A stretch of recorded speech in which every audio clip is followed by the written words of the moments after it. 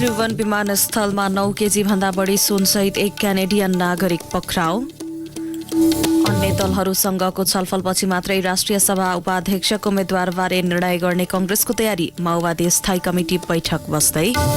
युक्रेनमा हस्तक्षेप भएको 1 वर्ष पुग्नै लाग्दा रुसद्वारा थप ठूलो आक्रमणको तयारी। सीमा क्षेत्रमा थप 5 लाख सेना तैनाथ गर्न लागेको कीवको भनाई। र म्यानचेस्टर युनाइटेड काराबाओ कप फुटबलको फाइनलमा उपाधिका लागि न्युक्यासल युनाइटेडसँग भिड्ने। नमस्कार, कान्तिपुर डायरीका साथमा असीम र म पुजनी। समाचार अब विस्तारमा। त्रिभुवन विमानस्थलबाट 9 केजी भन्दा बढी सुनसहित एक क्यानेडियन नागरिक पक्राउ परेका छन्।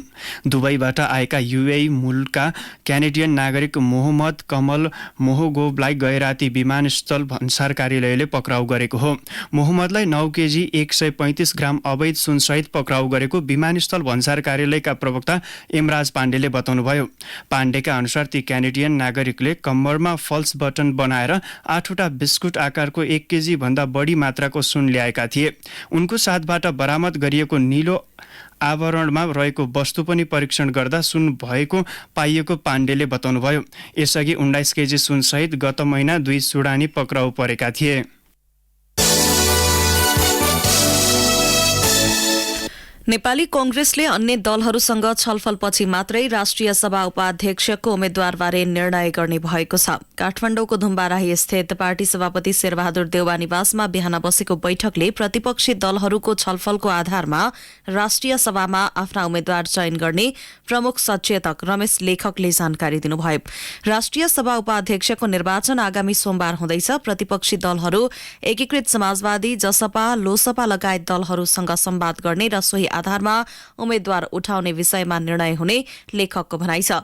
बैठकमा विकसित पछिल्लो राजनैतिक घटनाक्रमबारे पनि समीक्षा भएको नेताहरूले बताएका छन्। राष्ट्रिय स्वतन्त्र पार्टीका सभापति रवि लामिछानेलाई गृहमन्त्री बनाउने विषयलाई लिएर विकसित भएको घटनाक्रम तथा पार्टीको आन्तरिक मुद्दामा छलफल गर्न सत्तारूढ माओवादी केन्द्रको स्थायी समिति बैठक आज बस्दैछ। लामिछानेलाई गृहमन्त्री बनाउन सत्तारूढ दलबाटै दबाव थपिएपछि त्यसबारे टुङ्गो लगाउने प्रयासमा यसलाई फेरि सुन्नुहोस्। लामिछानेलाई गृहमन्त्री बनाउन सत्तारूढ दलबाटै दबाव थपिएपछि त्यसबारे टुङ्गो लगाउने प्रयासमा स्वरूपमा माओवादी केन्द्रले आन्तरिक छलफल गर्न लागेको हो। सो पार्टीका सचिव गणेश शाहका अनुसार स्थायी समिति बैठक अपराह्न 4 बजे बस्नेछ। पार्टीका नेताहरूको जिम्मेवारी लगायत विषयमा समेत आजको बैठकमा छलफल हुने सचिव शाहले बताउनुभयो। सरकारले स्थानीय तह निर्वाचनमा भएको खर्चको विवरण नबुझाउने उम्मेद्वारको जरिवाना कटौती गर्ने तयारी गरेको छ। गत वैशाखमा सम्पन्न चुनावमा भएको खर्चको विवरण नबुझाउने करिब 1,23,000 उम्मेद्वारको जरिवाना कटौतीका लागि प्रधानमन्त्री पुष्पकमल दाहालले तयारी गर्नुभएको हो। नेपाल नगरपालिका संघका अध्यक्ष भीमप्रसाद ढुङ्गानाका अनुसार आफूहरूको आग्रहपछि सरकारले जरिवाना कटौती गर्न लागेको हो। जरिवाना कटौतीका लागि मन्त्रीपरिषदको सिफारिशमा राष्ट्रपतिले खर्च कटौतीलाई अनुमोदन गर्न सक्ने कानूनी प्रावधान छ। जरिवाना कटौती भएमा निर्वाचित सहित 1,23,000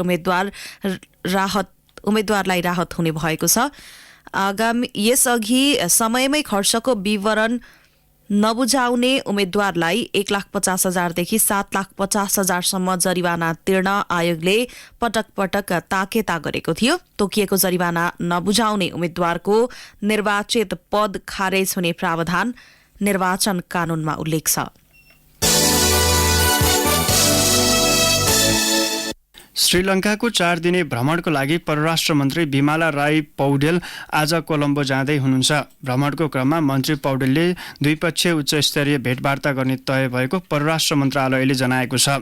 श्रीलङ्कामा भोलि हुने 75औं स्वतन्त्रता दिवसमा विशेष अतिथिको रूपमा कोलम्बो जान लागेकी मन्त्री पौडेलले श्रीलङ्कामा राष्ट्रपति रनिल विक्रमसिंघे, प्रधानमन्त्री दिनेश गुणवर्धनसँग द्विपक्षीय हितका विषयमा भेटवार्ता गर्नुहुने परराष्ट्र मन्त्रालयले जनाएको छ। श्रीलङ्काका विदेश मन्त्री अनिल साब्रीको निमन्त्रणामा परराष्ट्र मन्त्री पौडेल कोलम्बो जान लाग्नु भएको हो।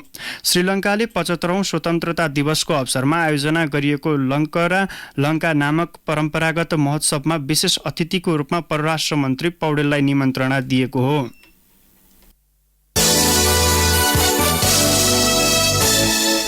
नेपाली बजारमा सुनको मूल्यमा नयाँ रेकर्ड कायम भएको छ। नेपाल सुन चाँदी व्यवसायी महासंघका अनुसार सुनको भाव बढेर प्रति तोला 1,07,500 रुपैयाँ पुगेको छ। यो मूल्य हालसम्मकै उच्च हो। हिजो सुन प्रति तोला 1,06,300 रुपैयाँमा कारोबार भएको थियो। त्यस्तै चाँदीको मूल्य पनि 25 रुपैयाँले बढेर प्रति तोला 1,395 रुपैयाँ पुगेको छ। अन्तर्राष्ट्रिय बजारको मूल्य उतार चढाव अनुसार नेपालमा महासंघले सुन चाँदीको मूल्य निर्धारण गर्दै आएको छ। अन्तर्राष्ट्रिय बजारमा आज सुन प्रति अंश 1,953 अमेरिकी डलरमा कारोबार भइरहेको छ।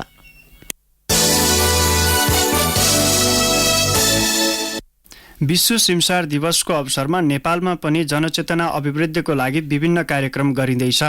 स्थायी रूपमा पानीले ढाकिएको वा वर्षको केही महिना पानीले ढाक्ने छुट्टै पारिस्थितिक प्रणाली भएको स्थानलाई सिमसार भनिन्छ।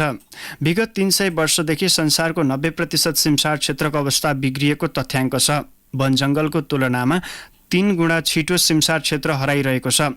नेपालको 9वटा सिमसार क्षेत्र रामसार सूचीमा सूचीकृत छन्। राष्ट्रिय निकुञ्ज, आरक्ष तथा संरक्षण क्षेत्र, मध्यवर्ती क्षेत्र तथा राष्ट्रिय वनमा सिमसार क्षेत्र रहेका छन्। नेपाल रामसार महासन्धिको पक्ष राष्ट्र भएकाले सिमसारको संरक्षण र सम्वर्धनलाई विशेष महत्त्व दिँदै आएको छ। राष्ट्रिय निकुञ्ज तथा वन्यजन्तु विभागका अनुसार नेपालको सिमसार क्षेत्रले 172 प्रजातिका माछा, 190 प्रजातिको पंक्षी, दर्जनौं प्रजातिका घस्रने जीवजन्तु गरी 370 प्रजातिलाई संरक्षण दिइरहेको जनाएको छ। एकोहोरो दोहन जलवायु परिवर्तनको प्रभाव तथा अतिक्रमणको सपेटामा परेको कारण सिमसार क्षेत्र मासिँदै जान लागेको भन्दै सरकारवालाले चिन्ता व्यक्त गरेका छन्। बढ्दो शहरीकरण, सिमसार क्षेत्रमा मिचाहा प्रजातिको विस्तार, अतिक्रमण गरी खेतीपाती तथा अन्य प्रयोग लगायत समस्याले नेपालको फ्रेस वाटर सिमसार अत्यन्तै जोखिममा परेकाले त्यसको संरक्षणको लागि विशेष कार्यक्रम सञ्चालन गर्नुपर्नेमा विज्ञहरूले जोड दिएका छन्।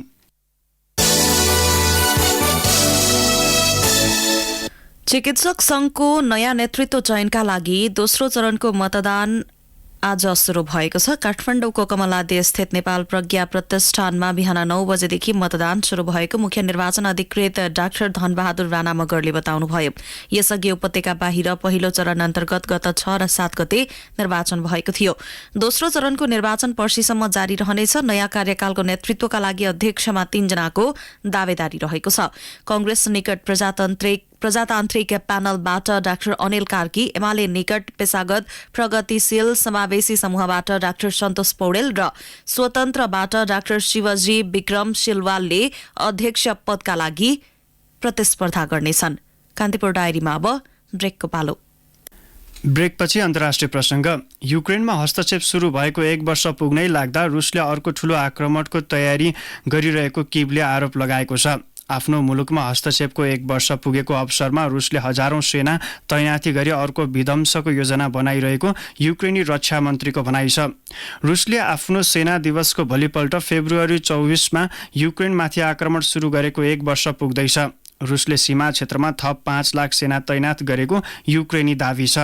रुसका राष्ट्रपति भ्लादिमिर पुटिनले मुलुकको सीमा रक्षाको निम्ति 3 लाख सेना तैनात रहेको केही समय अघि नै पुष्टि गर्नुभएको थियो। युद्धका निम्ति रुसमा सेना भर्ती तथा तैनाथी निकै तीव्र गतिमा भइरहेको युक्रेनको आरोप छ। युक्रेनले आफ्नो भूभाग फिर्ता लिनेतर्फ सफलता हासिल गरे पनि डोनबास क्षेत्रमा अझै पनि दुई पक्षबीच निरन्तर भिडन्त हुँदै आएको छ।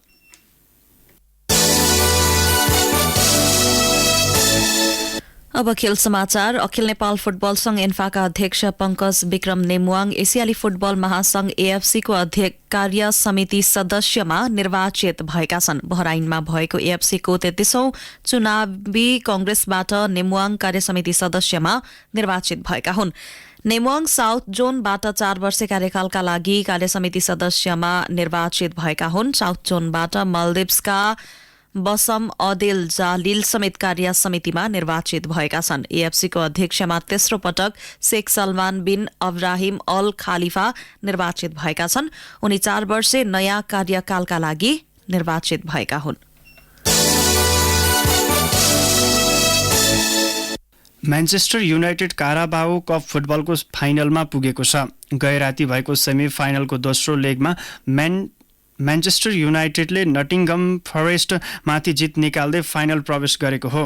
दोस्रो लेगमा 2-0 को जित निकालेको म्यान्चेस्टर युनाइटेडले समग्रमा 5-0 जित निकाल्यो। पहिलो